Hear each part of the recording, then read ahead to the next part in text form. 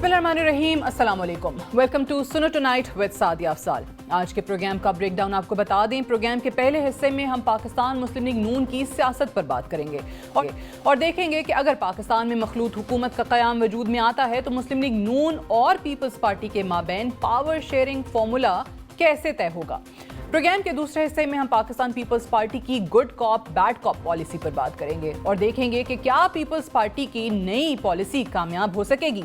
जबकि प्रोग्राम का तीसरा हिस्सा हमारा एडिटोरियल होगा सादिया स्टेक, जिसमें हम गजा में जारी नस्ल कुशी और $500 बिलियन के कुदरती गैस के ज़खायर की बात करेंगे। उठाएंगे कि क्या कुदरती गैस के ज़खायर जेनोसाइड और एथनिक क्लेंजिंग की वजह हैं। प्रोग्राम के पहले हिस्से की तरफ आते हैं। इंतखाबात की आमद के साथ माजी करीब के इत्तेहादी खुलकर एक दूसरे के मुखालिफ नजर आ रहे हैं और यूं मालूम हो रहा है कि इंतखाबात में दो जमातें पाकिस्तान मुस्लिम लीग नून और पीपल्स पार्टी एक दूसरे के मद्दे मुकाबिल होंगी, जबकि पाकिस्तान तहरीक इंसाफ सियासी मंजरनामे से गायब होती हुई दिखाई दे रही है। गुज़श्ता रोज मरी में पार्टी वर्कर से खिताब करते हुए मियां नवाज शरीफ ने एक बार फिर तहरीक इंसाफ की हुकूमत पर तंज के निश्तर बरसा दिए, मगर रद्द अमल पाकिस्तान पीपल्स पार्टी की तरफ से देखा गया। मियां साहब ने खिताब के दौरान कहा कि हमारे बाद जो दौर आया उसने तबाही फेर दी। 2017 में इस मुल्क को बर्बाद किया गया, हंसते बसते मुल्क को उजाड़ा गया। जब मेरे खिलाफ कुछ नहीं मिला तो मुझे नाअहल कर दिया गया। मुल्क के वजीर आजम को बेटे से तनख्वाह ना लेने पर फारिग कर दिया गया। ऐसी मिसाल कहीं नहीं मिलती। साबिक वजीर आजम ने मजीद बात करते हुए कहा कि मुझे किसी ओहदे का लालच नहीं, लेकिन ये सोचना जरूरी है कि वो कौन लोग हैं जिन्होंने मुल्क के खिलाफ साजिश की। अपनी कारकर्दगी का तस्करा करते हुए मियां नवाज शरीफ का कहना था कि पहली बार हम सिंध में कोयले के ज़खायर को इस्तेमाल में लाए, कोयले से मुल्क की पैदावार बढ़ाई, जिससे हजारों मेगावाट बिजली बनाई जा सकती है। हमारे दौर के बाद किस किस्म का दौर था, मुल्क का कल्चर तबाह हो गया, तबाही फेर दी। जब मैं वजीर आजम था तो मुल्क डिफॉल्ट से बचाया। सिंध में कोयले के ज़खायर इस्तेमाल में लाने वाली बात पाकिस्तान पीपल्स पार्टी के कायदीन को कुछ पसंद न आई और पार्टी के कायदीन की तरफ से रद्द अमल का सिलसिला शुरू हो गया। साबिक वज़ीर आला सिंध मुराद अली शाह ने रद्द अमल देते हुए कहा कि नवाज शरीफ ने थरकोल के बारे में जो कहा वो हकीकत पर मबनी नहीं था। मियां नवाज शरीफ की हुकूमत ने थर मंसूबे पर काम बिल्कुल बंद कर दिया था। दूसरी जानिब गुज़श्ता रात शरीक chairman Pakistan peoples party Asif Ali Zardari ने टीवी इंटरव्यू में बात करते हुए कहा कि इत्तेहादी हुकूमत का तजुर्बा काफ़ी मुश्किल रहा था।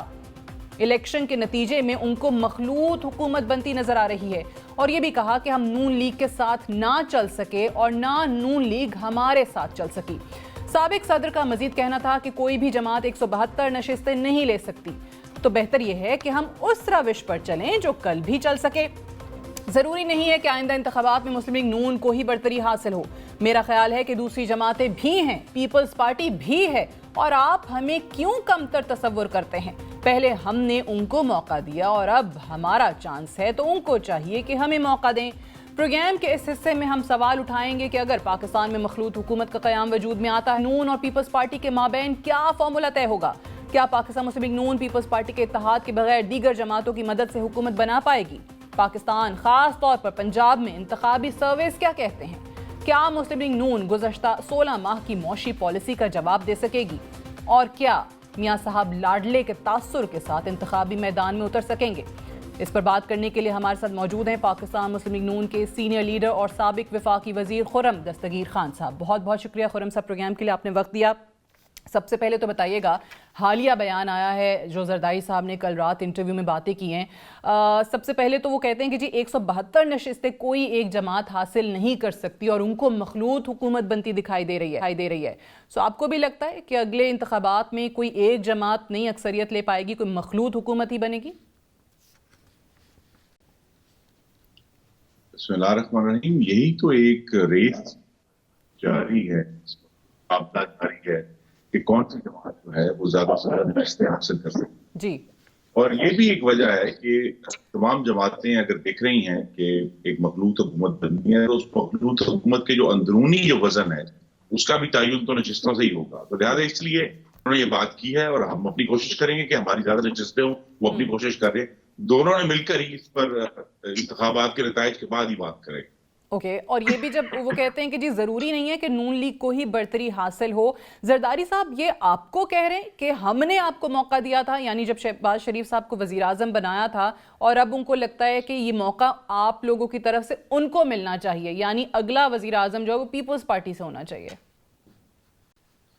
جی اس میں دو باتیں ہیں جی. ایک تو جو یہ کہنا کہ جی ہم نے موقع دیا، جی ضرور مل کر ہم نے ایک میدان عمل میں اترے اور ہم نے پاکستان کی تاریخ کا پہلا کامیاب جو نو کانفیڈنس کا موشن تھا وہ قومی اسمبلی میں لے کر آئے. لیکن یہ بھی یاد کرانا ضروری ہے کہ اگر موقع ملا مسلم لیگ نون کو تو مسلم لیگ نون کی 85 نشستیں تھیں اور پیپلز پارٹی کی 55 نشستیں، تو لہٰذا ہماری 30 نشستیں جو ایک بہت بڑا فرق ہے جس کی بنیاد پر وزیر اعظم شہباز شریف بنے تھے.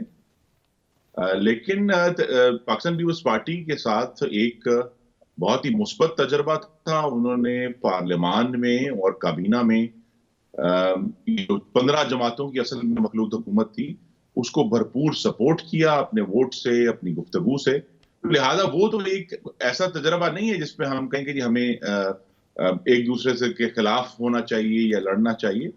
وہ کوشش کر رہے ہیں پاکستان پیپلز پارٹی کہ وہ پنجاب میں زیادہ سیٹیں لے سکیں. ہم پنجاب میں کوشش تو کر رہے ہیں لیکن ہم سندھ میں بھی کوشش کر رہے ہیں اور ہم سندھ میں نئے پل بنا رہے ہیں جو مختلف جماعتوں کے ساتھ کہ ہم ایک دوسرے کے ساتھ بات کر کے پاکستان پیپلز پارٹی کے ساتھ کمپیٹ کر سکیں. تو یہ جو ایک جمہوری مقابلہ ہے یہ تو، لیکن یہ کہنا کہ کس کے حق میں یہ جائے گا اور کون کتنی بڑی اکثریت دے گا اس کا فیصلہ تو پاکستان کے عوام نے کرنا. ایک بات میں یہاں یاد کرا دوں جو حالیہ ہوئی زیادہ دیر 2013 کے انتخابات میں بھی یہی قیاس آرائیاں تھیں کہ ایک مخلوط حکومت بنے گی اور کوئی بھی جماعت فیصلہ کن اکثریت نہیں لے سکے گی. لیکن پاکستان کے عوام نے ایک فیصلہ کن اکثریت دی محمد نواز شریف کو اور مسلم لیگ نون کو. تو لہٰذا قیاس آرائیاں اپنی جگہ پر ہیں، سرویز اپنی جگہ پر ہیں، بس جیسے جیسے انتخابات قریب آئیں گے 8 فروری کے وہ آپ دیکھیں گے کہ بہت سارا جو اوپینین ہے وہ سیٹل ہوگا. اور ہمارا یہ توقع بھی ہے اور اللہ سے دعا بھی ہے کہ انشاءاللہ وہ جو عوام کا فیصلہ ہوگا وہ ہمارے حق میں ہوگا. ٹھیک ہے. خرم صاحب I'm really surprised کہ آپ نے مخلوط حکومت کے تجربے کو بڑا خوشگوار کہا ہے، کیونکہ کل رات زرداری صاحب نے کہا کہ جی بڑا مشکل تجربہ رہا. بلاول صاحب جو ہیں وہ کارکردگی کا ذمہ دار جو ہے وہ PMLN کو ٹھہراتے ہیں بیکاز آپ کی اکنامک ٹیم تھی. خورشید شاہ جو ہیں وہ ٹی وی پہ آ کے ہاتھ جوڑ کے معافیاں مانگتے ہیں کہ جی ہم سے بڑی غلطی ہو گئی کہ ہم نے ان کا ساتھ دیا.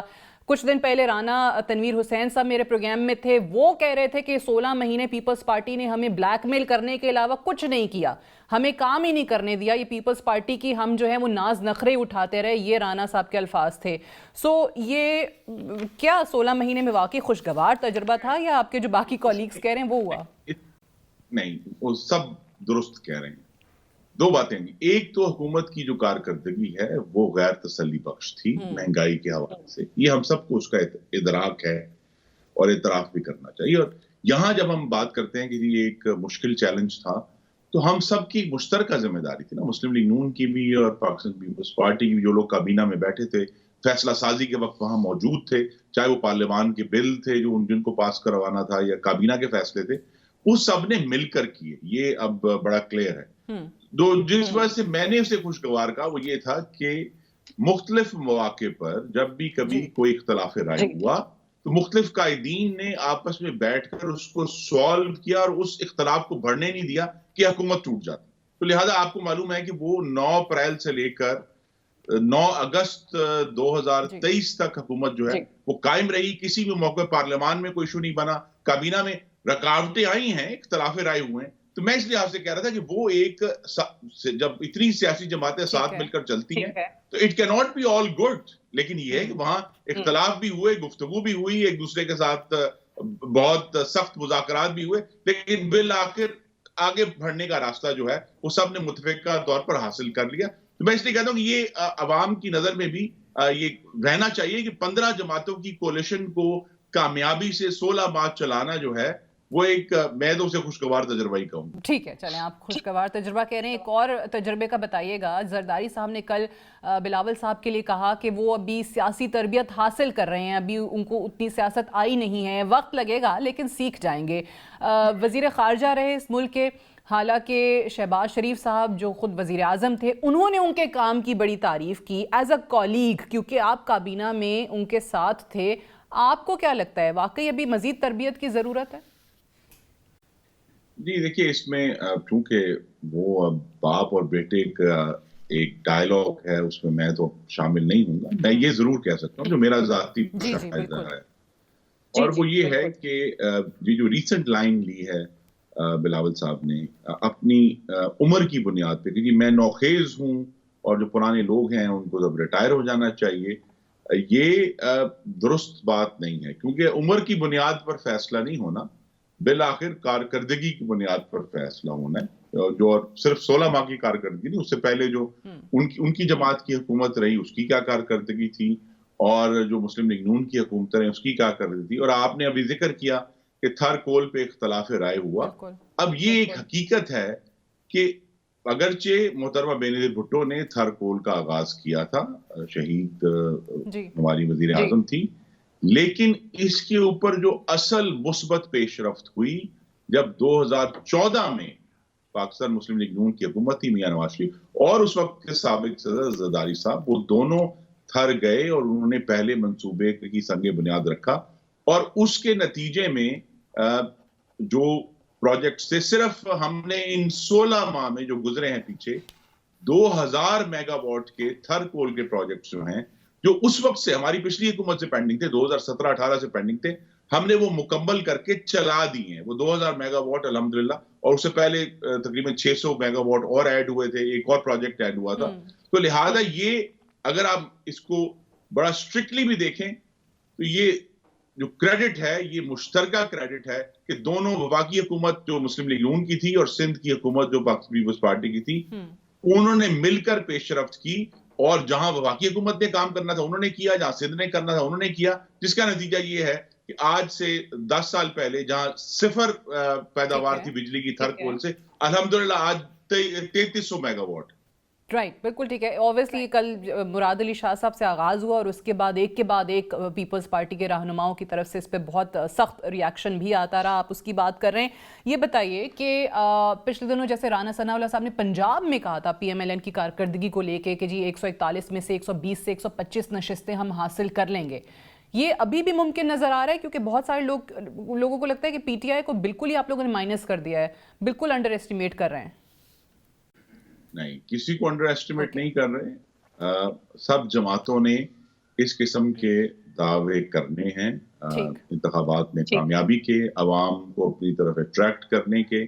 صرف یہ ہے کہ 9 مئی کے بعد جو تحریک انصاف نے بہت حد تک اپنے آپ کو جو ایک جمہوری سیاسی جماعتوں کا جو ایک لائن ہے اس میں سے باہر نکالا ہے. جب انہوں نے تشدد کا راستہ چنا، انہوں نے آگ کا راستہ چنا، انہوں نے شہیدوں کی بے حرمتی کا راستہ چنا، تو لہذا اس سے انہوں نے ریکور کرنا ہے. لیکن اس کا یہ مطلب نہیں ہے کہ ان کو کوئی بھی انڈر ایسٹیمیٹ کر رہا ہے. وہ الیکشن میں ہم سے مقابلہ کریں گے اور ہم اس جو پورا مقابلہ ہے اس کو سامنے رکھتے ہوئے بھی ان سے اس چیز پر بھی بات کریں گے کہ صرف 16 ماہ کی حکومت نہیں تھی، جو 44 ماہ کی حکومت تھی پاکستان تحریک انصاف کی، اور خاص طور پہ پنجاب میں اس نے جو جس قسم کا ایک بہت گہرا بیڑا غرق کیا تھا پاکستان کا اور پنجاب کا، پاکستان کے عوام اور پنجاب کے عوام اس سے واقف ہیں. لہذا یہ سب چیزیں کھل کر انتخابی مہم میں آئیں گی، اور یہی بنیاد تھی کہ رانا ثناء اللہ صاحب نے ایک بڑا پر اعتماد بیان دیا. صحیح ہے. اوبویسلی الیکشن کے قریب ایسے دعوے، ایسے کلیمز جو ہیں وہ آتے رہتے ہیں. لیکن ایک بات بتائیے، ایک پرسیپشن اس وقت، ایک جنرل تاثر جو ہے وہ ہے عوام میں، whether we like it or not, but this perception is out there in public کہ ایک جماعت کو جو ہے وہ الیکشن نہیں لڑنے دیا جا رہا، یا پی ٹی آئی کے چیئرمین جو ہیں وہ الیکشن نہیں لڑیں گے. اگر ایسا تاثر بن چکا ہے عوام کے اندر تو کیا وہ الیکشن کے نتائج قابل قبول ہوں گے؟ وہ شفاف انتخابات کہلائے جائیں گے؟ دیکھیے، میں بڑی صراحت سے کہنا چاہتا ہوں کہ مسلم لیگ نون کا کسی بھی ادارے سے کوئی مطالبہ نہیں ہے. اس طرح ڈسکا کے الیکشن میں ہوا تھا کہ ہمارے لیے پریزائڈنگ افسر اغوا کیے جائیں، ہمارا کوئی مطالبہ نہیں ہے کہ ہمارے لیے شہروں کی گلیوں میں گولیاں چلائی جائیں جس سے خواتین ووٹر ہراس ہوں. ہمارا کوئی مطالبہ نہیں ہے کہ ہمارے لیے RTS کو بٹھایا جائے. ہمارا کوئی مطالبہ نہیں ہے کہ بند کمروں میں کوئی ٹھپے لگائے جائیں. دیکھیں 2018 کے انتخابات میں تمام تر مشکلات کے باوجود مسلم لیگ نون نے 1,28,00,000 ووٹ حاصل کیے تھے. تو لہٰذا ہم اس بنیاد پر کھڑے ہیں. اور اس دفعہ امید یہ ہے کہ اس وقت جو صورتحال ہے، اگر آپ اس نظر سے دیکھیں تو تحریک انصاف کا بھی تجربہ پاکستان کے عوام نے دیکھ لیا ہے. تو لہٰذا اس تجربے سے سبق سیکھ کر ہی آگے آنا ہے. 16 ماہ کی حکومت بھی دیکھی ہے، اسی لیے ہم اس پر ایک توقع بھی ہے، دعا بھی ہے کہ انشاءاللہ اللہ تعالیٰ کامیابی دے گا، کیونکہ اب سب جماعتوں کی کارکردگی عوام کے سامنے ہے. اور عوام کو یہ معلوم ہے کہ اگر کسی نے ریلیف دیا ہے، چاہے وہ کراچی کو پرامن کرنا تھا، دہشت گردی سے جنگ لڑنی تھی، لوڈ شیڈنگ ختم کرنی تھی، مہنگائی کم کرنی تھی، سی پیک لے کر آنا تھا، تو ریکارڈ تو صرف مسلم لیگ نون کا اور میاں نواز شریف کا. اوکے خرم صاحب، آپ لوگوں نے جو 16 مہینے حکومت بنائی یا تحریک عدم اعتماد آئی اس وقت کے وزیر اعظم کے خلاف اور ان کو جانا پڑا، تو اس کا ریزن یہی ہمیں بتایا گیا تھا کہ یہ ملک کو اس دہانے پر لے گئے تھے کہ ملک ڈیفالٹ ہو جاتا، اور آپ لوگ کہتے ہیں کہ ہم نے ڈیفالٹ سے بچایا. کل زرداری صاحب نے ایک اور بات کی ہے کہ تحریک انصاف کی حکومت کو اس لیے ہم نے ختم کیا کیونکہ یہ ROs کے ذریعے 2028 تک حکومت بنانے کا پلان کر چکے تھے. یہ بات درست ہے؟ جی، میں بھی اس پر وقتاً فوقتاً گفتگو کرتا رہا ہوں. اصل میں تو میں ایک اور پیرائے میں کہہ دیتا ہوں، جس نے یہ بات کی تھی. زرداری صاحب نے درست فرمایا ہے. ہمیں پاکستان کو ایک بڑے گہرے، آپ اسے عسکری اور سیاسی فاشزم سے بچانے کے لیے یہ تحریک عدم اعتماد لائی گئی تھی. کیونکہ جس طرح 2018 میں عوام کے مینڈیٹ پر ڈاکہ ڈالا گیا اور اس کو تروڑا مروڑا گیا بہت سارے حوالوں سے، جس کا آغاز میاں نواز شریف کی، یعنی آپ کہتے ہیں آغاز ڈان لیگ سے ہوا تھا اور اس کا پھر انتہا جو ہے وہ سزا تک پہنچی. اس کا جو ہم اور یہ سب جو جمہوری جماعتیں تھیں ان کو یہ نظر آیا کہ یہ 2023 کے انتخابات میں ایک ریپیٹ 2018 کا ناقابل برداشت ہے، پاکستان کی معیشت کے لیے بھی، جمہوریت کے لیے بھی، پاکستان کی خارجہ پالیسی کے لیے بھی. اسی لیے وہ ایکشن کیا گیا. اور اب ہمیں یہ توقع ہے کہ انشاءاللہ جب فروری کے انتخابات میں ایک مستحکم حکومت پاکستان کے عوام اپنے ووٹ سے بنائیں گے، وہ پھر وہ سارے معاملات جو ہیں ان کو درست کرنا ہو. رائٹ. بہت بہت شکریہ خرم Dastgir Khan Sahib. Thank you very much for joining us. Stay tuned.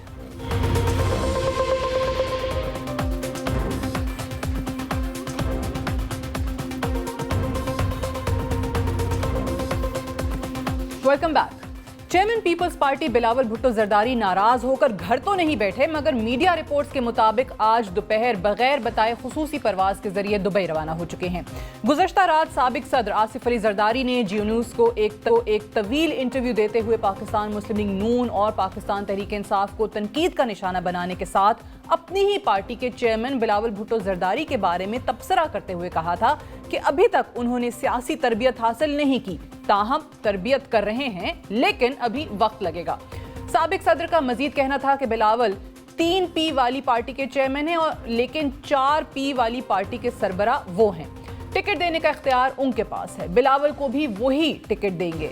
نئی نسل کی اپنی سوچ ہے، وہ کہتی ہے بابا آپ کو کچھ نہیں پتا. بلاول کو سوچ کا مکمل حق ہے، سوچ کے اظہار پر ٹیکس نہیں لگتا. بلاول کو بیان دینے سے روکوں گا نہیں، کیونکہ اگر وہ ناراض ہو گیا اور کہا کہ گھر بیٹھ جاتا ہوں تو میں کیا کروں گا.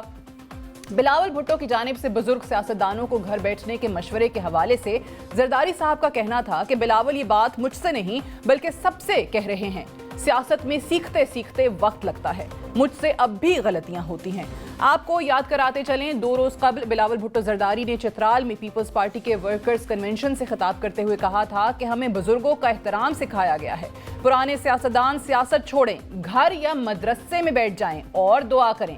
پرانے سیاستدان کتنا کام کر سکیں گے، یہ آنے والے کل کی نہیں سوچتے. پرانے سیاستدانوں کی 70 سال پرانی سیاست کرنے سے ملک کو نقصان ہوا ہے. پاکستان کی 70% آبادی نوجوانوں پر مشتمل ہے. گزشتہ 3 ماہ سے بلاول بھٹو زرداری الیکشن کمیشن، نگران حکومت، مسلم لیگ نون اور اسٹیبلشمنٹ کو لیول پلینگ فیلڈ نامیسر ہونے کا تذکرہ کرتے نظر آ رہے ہیں. جبکہ سابق صدر آصف علی زرداری نے گزشتہ ہفتے الیکشن کمیشن پر مکمل اعتماد کا اظہار کرتے ہوئے کہا تھا کہ ملک شفاف انتخابات کی طرف جا رہا ہے. پیپلز پارٹی عام انتخابات کے لیے تیار ہے. مجھے الیکشن کمیشن پر پورا اعتماد ہے کہ وہ شفاف الیکشن کرائے گا. پاکستان پیپلز پارٹی کی لیڈرشپ میں تضاد واضح دکھائی دے رہا ہے. یہ کہنا کہ پارٹی کے اندر گڈ کاپ بیڈ کاپ پالیسی چل رہی ہے درست نہیں ہوگا، مگر آنے والے کچھ دنوں میں پارٹی پالیسی کلیئر ہوگی. پروگرام کے اس حصے میں ہم سوال اٹھائیں گے کہ بلاول بھٹو کی مزاحمتی سیاست یا آصف زرداری کی مفاہمتی سیاست مستقبل میں چل سکے گی. اس تمام موضوع پہ بات کرنے کے لیے ہمارے ساتھ موجود ہیں پاکستان پیپلز پارٹی کے سینئر رہنما اور میئر کراچی مرتضیٰ وہاب صاحب. بہت بہت شکریہ مرتضیٰ وہاب صاحب، آپ نے پروگرام کے لیے وقت نکالا. سب سے پہلے تو یہ بتائیے گا کہ جسٹ بیفور الیکشنز جب پیپلز پارٹی ہمیں زیادہ نظر آنی چاہیے کہ ایک آرگنائز طریقے سے انتخابی مہم لے کر چل رہی ہے، وہاں پر ایسے کنٹروورسیز آ جانا، ایسے بیانات کا سامنے آ جانا، تو ہم یہ مان لیں کہ پارٹی کے اندر آل از ناٹ ویل. بسم اللہ الرحمن الرحیم. نہیں سعدیہ، میں سمجھتا ہوں ہر چیز کا کانٹیکسٹ سمجھنے کی ضرورت ہے، اور ہمیشہ چیزوں کو اگر آپ کانٹیکسچولی دیکھیں گے تو ایسا کوئی ایشو نہیں ہوتا. یہ جو بار بار تبصرہ کیا جا رہا ہے کہ بلاول صاحب شاید ناراض ہو کے پاکستان سے باہر چلے گئے، یہ بات بالکل غلط ہے. ان کا ایک شیڈیول ٹرپ تھا دبئی کا، تو وہ گئے ہیں اور آئندہ چند روز میں انشاءاللہ کراچی واپس آ جائیں گے. 30 نومبر کو انشاءاللہ کوئٹہ میں ہمارا یوم تاسیس بھی ہے، جس کو چیئرمین پیپلز پارٹی خود خطاب کریں گے. میں سمجھتا ہوں کوئی اس طرح کا ایشو نہیں ہے. اور یہاں تک جو بار بار زرداری صاحب کی ایک لائن کو بار بار کوٹ کیا جا رہا ہے کہ سیکھنے کے حوالے سے، تو میں سمجھتا ہوں زندگی تو کانسٹنٹلی سیکھنے کا نام ہے. آپ بھی روز سیکھتی ہیں، میں بھی روز سیکھتا ہوں. زرداری صاحب خود مانتے ہیں کہ وہ آج بھی چیزیں سیکھ رہے ہیں، تو میں سمجھتا ہوں چیزیں سیکھنے سے کوئی چیز غلط نہیں ہو جاتی. ٹھیک ہے، یہ بات آپ کی درست ہے. ایک بلاول صاحب کا ایک سٹانس رہا ہے، بڑا واضح سٹانس رہا ہے پرانے سیاستدانوں کو لے کر، اور آئی تھنک اسی کو وہ بار بار ریپیٹ بھی کرتے ہیں. اگر اف یو آسک می تو اوبویسلی اس میں کوئی مسئلہ نہیں ہے. ہم ہمیشہ پاکستان کی سیاست کی جب بھی بات کرتے ہیں تو پہلا سوال ہی ہوتا ہے کہ نئے لوگوں کو آگے آنے کا موقع کب دیا جائے گا. سو اس پہ کیا آخر ایسا تضاد کیا ہے، بون آف کنٹینشن کیا ہے کہ اگر نئے لوگوں کو موقع نہیں مل رہا یا پرانے سیاستدانوں کو سائڈ پہ ہونے کے لیے کہا جاتا ہے؟ نہیں، اس میں سمجھتا ہوں کوئی بعید نہیں ہے، کوئی غلط چیز نہیں ہے. اگر آپ تاریخی اعتبار سے دیکھیں، میں بار بار یہ کہتا ہوں کہ بھٹو صاحب نے بہت کام کیا اپنی 6 سالہ دور حکومت میں. وہ نوجوان رہنما تھے، ان کی ٹیم نوجوان تھی. بی بی شہید جب اقتدار میں آئی وہ بھی نوجوان تھی، بڑا کام کیا انہوں نے. ایون نواز شریف صاحب کی اگر آپ بات کریں 1981 میں جب وہ پاور کوریڈور میں داخل ہوئے، آج سے تقریباً کوئی 40 سال پہلے، تو اس زمانے میں ان کا کانٹیکسٹ ڈیفرنٹ تھا، آج ڈیفرنٹ ہے. تو میں سمجھتا ہوں یہ کوئی ایسی چیز نہیں ہے. نیچرلی جب آپ نوجوان ہوتے ہیں تو you come up with new ideas, آپ کے اندر نئے خیالات ہوتے ہیں جو کہ 40 سال میں شاید چیزوں کو زنگ لگ جاتا ہے، یا 40 سال میں چیزیں اس طریقے سے فریش نہیں رہتی. تو بلاول صاحب تو اپنا پوائنٹ آف ویو آرٹیکولیٹ کر رہے ہیں کہ یہ نوجوان قوم ہے، ہماری آبادی کا کوئی 60% جو حصہ ہے وہ نوجوان آبادی پر مشتمل ہے، اور اس نوجوان آبادی سے کنیکٹ کرنے کے لیے ان کو ایک نوجوان رہنما کی ضرورت ہے. But what seems to be the concern of Zardari صاحب then؟ زرداری صاحب کیا نہیں چاہتے کہ پرانے سیاستدان جو ہیں وہ جگہ چھوڑ یا نئے لوگوں کو آنے دیا جائے؟ میرے خیال میں کوئی ایشو ہی نہیں ہے. زرداری صاحب کا تو کوئی اس طرح کا کنٹینشن نہیں ہے. زرداری صاحب تو یہ کہہ رہے ہیں کہ ہم کانسٹنٹلی چیزوں پہ سیکھتے ہیں، سمجھتے ہیں، ہم ایوالو کرتے ہیں. وہ خود کہہ رہے ہیں میں بھی سیکھ رہا ہوں، میرا بیٹا بھی سیکھتا ہے. تو اس میں کوئی ایسی چیز نہیں ہے. یہ ٹھیک ہے. اچھا مرتضیٰ صاحب مجھے بتائیے کہ آپ کو یاد ہوگا نون لیگ کی اگر ہم بات کریں تو 2 مختلف بیانیے نون لیگ کے حوالے سے ہمیشہ سے ہی رہے، اور وہاں تو گڈ کاپ بیڈ کاپ کہا جاتا رہا کہ شہباز شریف صاحب جو ہیں وہ کچھ پالیسی لے کے چلتے ہیں، نواز شریف صاحب کچھ پالیسی لے کر چلتے ہیں. پھر نواز شریف صاحب کو جب سزا ہو گئی باہر بھیج دیا گیا، اس کے بعد مریم صاحبہ نے مزاحمت کی سیاست جو ہے وہ اپنائی، and that actually seem to be working for them. But ابھی یہاں پہ بھی کیا یہی سب کچھ چل رہا ہے؟ زرداری صاحب آتے ہیں، وہ الیکشن کمیشن پر اعتماد کا اظہار کرتے ہیں، بلاول صاحب جو ہیں وہ تنقید کرتے ہیں، چاہے وہ الیکشن کمیشن ہو، گورنمنٹ ہو، اسٹیبلشمنٹ ہو، لیکن زرداری صاحب بالکل مفاہمت کی طرف لے کر جا رہے ہیں. تو اس میں کیا کنفیوژن ہے؟ اچھا اگین سعدیہ دیکھیں بلاول صاحب لیول پلینگ فیلڈ کی بات کرتے ہیں. بلاول صاحب یہ کہتے ہیں کہ چیزوں کو ہر کسی کے لیے ایکوٹیبلی ایکولی چیزوں کو اویلیبل ہونا چاہیے. اور بلاول صاحب اعتراض اس بات پر اٹھاتے ہیں کہ اگر آپ ماضی پر نظر ڈالیں کہ 2013 کا الیکشن ہو 2018 کا الیکشن ہو, پاکستان پیپلز پارٹی کو وہ لیول پلینگ فیلڈ نہیں ملی, ہمیں رکاوٹوں کا سامنا کرنا پڑا. ہم بار بار یہ کہتے ہیں, ہمارا آرگیومنٹ یہ ہے کہ فری فیئر قانون کے مطابق الیکشن ہو جانے چاہیے. جو سیاسی جماعت عوام کو کنونس کرتی ہے اپنے مینیفیسٹو کے حوالے سے, اپنے منشور کے حوالے سے, اس سیاسی جماعت کا لیڈر جو ہے انشاءاللہ اس ملک کی حکمرانی کرے گا. اس میں کوئی ایسی چیز نہیں ہے. جہاں تک الیکشن کمیشن آف پاکستان کا خیال ہے, الیکشن کمیشن آف پاکستان نے جب جو اچھا کام کیا ہے بلاول صاحب اس کے ساتھ کھڑے رہے. جہاں بلاول صاحب یہ سمجھتے ہیں کہ لیٹ سے ان کو اپنے الیکشن کی تاریخ اناؤنس کر دینی چاہیے, تو بلاول صاحب اپنا پوائنٹ آف ویو کنوے کرتے ہیں. لیکن بلاول صاحب ایک لا ابائڈنگ لیڈر ہیں, لا ابائڈنگ سٹیزن ہیں, وہ تو اداروں کی احترام کی بات کرتے ہیں, لیکن ہاں اپنا پوائنٹ آف ویو بالکل آرٹیکولیٹ کرتے ہیں کہ ہمارا یہ ڈفرنس آف اوپینین ہے. ٹھیک ہے. اچھا یہ ابھی حال ہی میں کل ہی کی بات ہے جو سازم نواز شریف صاحب نے بیان دیا, اس پہ پیپلز پارٹی کا بڑا سخت رد عمل بھی آیا ہے. اسپیشلی سندھ میں انہوں نے جب بات کی, وہاں انہوں نے کیا کیا کارکردگی دکھائی ہے. بہت سارے پی ایم ایل این کے لوگ کہہ رہے ہیں کہ جی ہم نے تو اپنا کام بتایا تھا, ہم نے تو اپنی پرفارمنس بتائی تھی, اور زیادہ تنقید تو ہماری پی ٹی آئی کی طرف تھی کہ انہوں نے کوئی کام نہیں کیا, تو پیپلز پارٹی اس کو خود پہ کیوں لے گئی. نہیں دیکھیں سعدیہ, جو میں نے سنا ہے میاں صاحب کا سٹیٹمنٹ وہ تھر کول کے حوالے سے وہ غیر مناسب تھا. شاید میاں صاحب کو پراپرلی بریف نہیں کیا گیا. دیکھیں تھر کول کا جو منصوبہ ہے وہ 1992 میں کوئلہ دریافت ہوا. محترمہ بینظیر بھٹو کی جو 1994 کی حکومت تھی, اس زمانے میں اس منصوبے کا پراپر سنگ بنیاد رکھا گیا. فورن انویسٹمنٹ اس ملک میں آئی, ہانگ کانگ کے ایک انویسٹر تھے.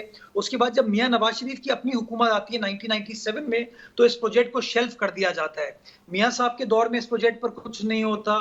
پرویز مشرف صاحب کی حکومت آتی ہے, اس دور میں کچھ نہیں ہوتا.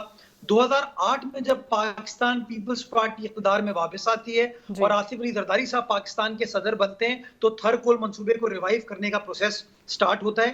پہلی قانون سازی جو ہے تھر کول انرجی بورڈ کے حوالے سے, وہ سندھ اسمبلی سے منظور ہوتی ہے, جس کا سربراہ وزیر اعظم پاکستان یا وفاقی وزیر نہیں ہوتا, وزیر اعلیٰ سندھ ہوتا ہے. اس زمانے میں قائم علی شاہ صاحب تھے, بعد میں مراد علی شاہ وہ بن گئے. تو یہ منصوبہ پاکستان پیپلز پارٹی کا کارنامہ تھا, پاکستان پیپلز پارٹی کی کاوش تھی. شہید محترمہ بینظیر بھٹو سے لے کے آصف علی زرداری صاحب اور بلاول بھٹو زرداری صاحب نے اس کاز کو چیمپئن کیا. ہمیں صرف تکلیف یہ ہوئی کہ آج جب یہ سکسیس سٹوری بن گئی ہے کہ پاکستان کے لوکل کوئلے سے 3200 میگا واٹ نیشنل گریڈ میں جاتی ہے, تو کوئی اور اس کا کریڈٹ لینے کی کوشش کر رہا ہے. میں کبھی بھی موٹر وے بنانے کا کریڈٹ نہیں لوں گا, یہ میاں نواز شریف نے موٹر وے بنایا تھا. تو اسی طریقے سے میاں صاحب کو پروبیبلی کسی نے پراپرلی بریف نہیں کیا. اگر تھوڑا سا آپ اس پہ ریسرچ کو پتا چلے گا کہ میاں صاحب کے دور میں جو کہ 2013 سے 17 کا دور تھا, اس زمانے میں انہوں نے ترجیح دی تھی تھر کول کے بجائے ساہیوال میں جو کول کا منصوبہ لگایا تھا وہ امپورٹڈ کول کے اوپر تھا, وہ ہمارے لوکل کول کے اوپر نہیں تھا, جس سے پاکستان کو زر مبادلہ کا نقصان ہوا. اچھا ٹھیک ہے, بالکل صحیح آپ کہہ رہے ہیں کہ کریڈٹ لینے کی کوشش نہ کریں. جو کام آپ کے دور میں ہوا ہے, جیسے آپ نے کہا کہ ہم موٹر وے کا کریڈٹ نہیں لیں گے, زیادہ دور کی بات نہیں ہے. وفاق میں آپ لوگ بیٹھے ہوئے تھے ساتھ پی ایم ایل این کے اور دیگر جماعتوں کے, لیکن اب چیزیں جو ہیں وہ بالکل ہی ایک دوسرا رخ اختیار کر گئی ہیں. یہ صرف اور صرف الیکشنز کی وجہ سے ہوا ہے کہ آپ لوگ ایک دوسرے کے مخالف ہیں, یا واقعی آپ کو لگتا ہے کہ یہ 16 مہینے کی جو پرفارمنس ہے, جس پہ by the way P M L N کہتی ہے کہ پیپلز پارٹی ایسے ہاتھ صاف نہیں کر سکتی, نہیں ہاتھ جھاڑ سکتی, بری و ذمہ نہیں ہو سکتی کیونکہ ہمارے ساتھ بیٹھے تھے. سو آپ کو لگتا ہے کہ یہ 16 مہینے کی پرفارمنس جو ہے اکانومی کو لے کر, معیشت کو لے کے, یہ آپ پہ بھی آئے گی ان انتخابات میں؟ دیکھیں سعدیہ, ہر سیاسی جماعت کو یہ حق حاصل ہے کہ وہ اپنا پوائنٹ آف ویو, اپنا نیریٹو, اپنا بیانیہ جو ہے وہ پبلک کے سامنے لے کر جاتے ہیں. ہمارا بیانیہ بڑا واضح ہے, بڑا کلیئر ہے کہ حالات اچھے ہوں یا حالات برے ہوں, پاکستان کی قیادت جو ہے وہ عوام کے درمیان رہتی ہے اور عوام کے مسائل کو حل کرنے کی اپنی جدوجہد کرتی ہے. ہمارے سامنے آج سے 1.5 سال پہلے, 2 سال پہلے چیلنج یہ تھا کہ کیا عمران خان صاحب کی تباہ کن حکومت کو چلنے دیں یا اس حکومت کو آئین طریقے سے گھر بھیجیں. ہم نے اپنے آئین کا ساتھ دیا, ہم نے قانون کو ساتھ دیا, اور ہم نے آئینی طریقہ کار سے اس حکومت کو گھر بھیج دیا. اس کے بعد حکومت چلائی پاکستان پیپلز پارٹی, اس حکومت کا حصہ تھی بلاول صاحب نے ایز فارن منسٹر پرفارم کیا, ساری دنیا نے دیکھا. اور شہباز شریف صاحب اپنا کام کر رہے تھے. ہم سب سیاسی جماعتیں اپنا اپنا بیانیہ لے کے پبلک کے سامنے جائیں گے اور پبلک کو بتائیں گے کہ کیوں ان کو ووٹ دینا چاہیے پاکستان پیپلز پارٹی کے فیور میں. اور آپ نے دیکھ لیا کہ ابھی کوئی اور سیاسی جماعت پبلک میں نہیں ہے. بلاول صاحب چاہے وہ صوبہ سندھ ہو, چاہے خیبر پختونخوا ہو, چترال تک, بلاول صاحب جا رہے ہیں. ابھی میاں صاحب بالکل ایک آخری پبلک کے درمیان نہیں گیا. رائٹ, ٹائم ہمارے پاس کم. ایک آخری سوال میں کرنا چاہوں گی. زرداری صاحب نے اگین جو پاور شیئرنگ فارمولا کی بات کی ہے کہ پی ایم ایل این کو اتنا یقین نہیں ہونا چاہیے کہ وہی جیت جائیں گے, اور جماعتیں بھی برتری لے سکتی ہیں, اور ان کو لگتا ہے کہ اتحادیوں کی حکومت بنے گی, تمام جماعتیں پھر سے اکٹھی ہوں گی. سو بعد میں ان الیکشنز کے بعد اب ممکن ہو پائے گا یہ پاور شیئرنگ فارمولا؟ کیسے بنے گا, کس طریقے سے ہوگا کہ جہاں پہ آپ لوگ پی ایم ایل این کے ساتھ بھی بیٹھ سکیں؟ دیکھیں اس میں ایک چیز اچھی ہے سعدیہ کہ اب کی بار وہ 90s کی اور 2000 کی سیاست نہیں ہو رہی ہے. عمران خان صاحب کے زمانے میں جو الزامات کی سیاست ہوتی تھی, کردار کشی کی سیاست ہوتی تھی, وہ نہیں ہو رہی. اب آپ اپنا پوائنٹ آف ویو عزت احترام کے ساتھ ایک ریسپیکٹیبل ڈگنیفائڈ طریقے سے کنوے کر رہے ہیں. تو میں سمجھتا ہوں اس میں کوئی ایسی چیز نہیں ہے. تمام سیاسی جماعتیں اپنا پالیٹکس کریں جس کا ان کو آئینی قانونی حق ہے. میں فیصلہ ہو جائے گا کہ کون اقتدار بناتا ہے, کیا کولیشن گورنمنٹ بنتی ہے, کوئی ایک سیاسی جماعت حکومت بناتی ہے. ہم کنونسڈ ہیں, پیپلز پارٹی کنونسڈ ہے کہ ہم مشکل وقت میں عوام کے ساتھ درمیان کھڑے رہے. ہم نے مشکل اوقات میں پاکستان کو مشکلات سے نکالا ہے, پاکستان کی عوام کو نکالا ہے. اور اگر پاکستان کی عوام فروری کے انتخابات میں پیپلز پارٹی کا چناؤ کرتی ہے تو انشاءاللہ ایک ایسی قیادت آئے گی جو کہ عوام کو مسائل کے بھور سے نکال کے انشاءاللہ ریلیف پرووائڈ کرے گی. رائٹ, مرتضی وہاب صاحب, thank you very much for joining us. Well take a break, stay tuned.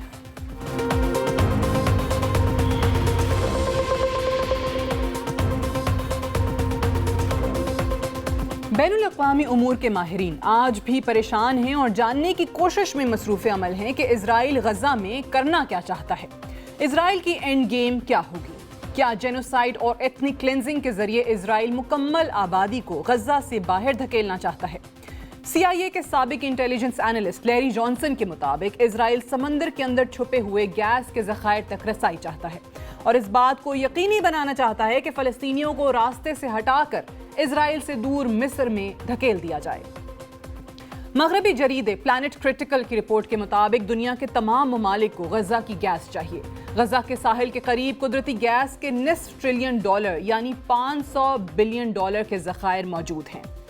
صرف ایک گیس فیلڈ جسے لیویتھن کہا جاتا ہے, اس میں 22 ٹریلین کیوبک فٹ گیس کے ذخائر موجود ہیں. گیس کے ذخائر کو اسرائیل اگلی 4 دہائیوں تک استعمال کر سکتا ہے. اسرائیل اپنی توانائی کی ضرورت کے لیے دوسرے ممالک پر انحصار کرتا ہے, لیکن گزشتہ 30 سال سے اسرائیل قدرتی گیس کے اس خزانے پر نظریں جمائے بیٹھا ہے. اسرائیل قدرتی گیس کے ذخائر کو سونے کی کان کے طور پر تصور کرتا ہے. یہی وجہ ہے کہ اسرائیل فلسطینی زمین پر مکمل قبضے کی کوشش میں مصروف ہے.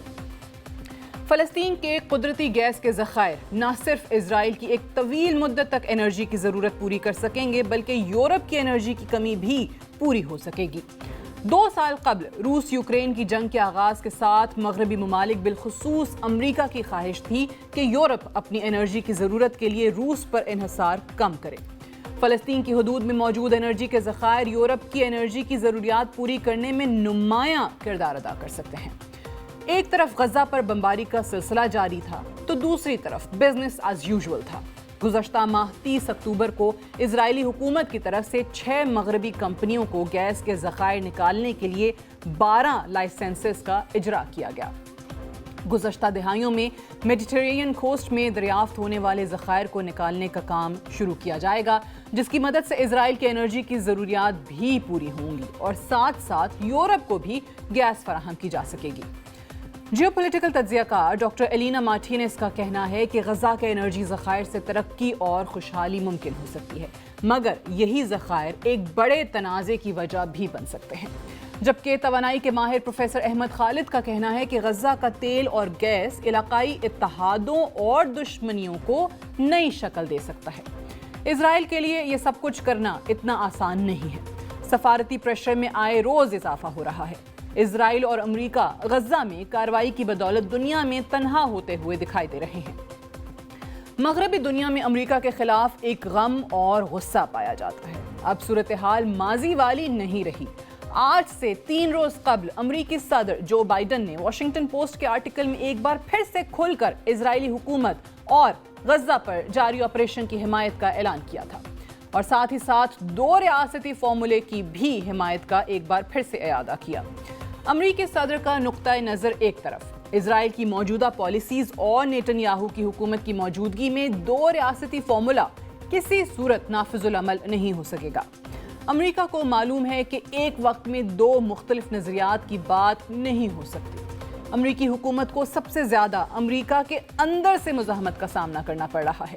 اسرائیل کی اب پہلی والی سپورٹ بیس امریکہ میں موجود نہیں ہے۔ ایک نئی نسل پروان چڑھ چکی ہے جو مختلف طریقے سے سوچتی ہے اور حماس اور غزہ کی حمایت میں کھڑے ہیں۔ نئی نسل اسرائیل کو ایک قابض اور بلی کے طور پر دیکھ رہی ہے۔ ویڈیو شواہد جو سامنے آ رہے ہیں وہ کسی طور پر بھی اسرائیل کے حق میں نہیں جا رہے، جبکہ سابق UN ویپنز انسپیکٹر اسکاٹ رٹر کا کہنا ہے کہ غزہ میں جاری جنگ جرائم کا ویسٹ نہیں امریکہ ذمہ دار ہے۔ ویسٹ اسرائیل کو اسلحہ نہیں دے رہا، صرف امریکہ اسرائیل کو اسلحہ دے رہا ہے۔ اسرائیل امریکہ کے بنائے JM بامز جن کا وزن 2000 پاؤنڈ ہے وہ گرا رہا ہے۔ امریکہ سیٹلائٹ کے ذریعے انٹیلیجنس فراہم کر رہا ہے اور امریکہ کے تیار کردہ جہازوں سے بم گرائے جا رہے ہیں۔ آج ہم یعنی امریکہ بھی غزہ میں اتنا ہی ذمہ دار ہے جتنا اسرائیل ذمہ دار ہے۔ آج کے اس ایڈیٹوریل کو ہم اس نقطے پر کنکلوڈ کرتے ہوئے واضح کرتے ہیں کہ اسرائیل، امریکہ اور یورپ کے لیے جینوسائیڈ یا ایتھنک کلینزنگ کی کوئی حیثیت نہیں۔ اسرائیل اور یورپین ممالک کے لیے قدرتی گیس کا حصول سب سے اہم ہو چکا ہے، اور مغربی حکمرانوں کی نظر میں عوامی رد عمل اور احتجاج بے معنی ہے۔ That's all for tonight. Good night and Allah Hafiz.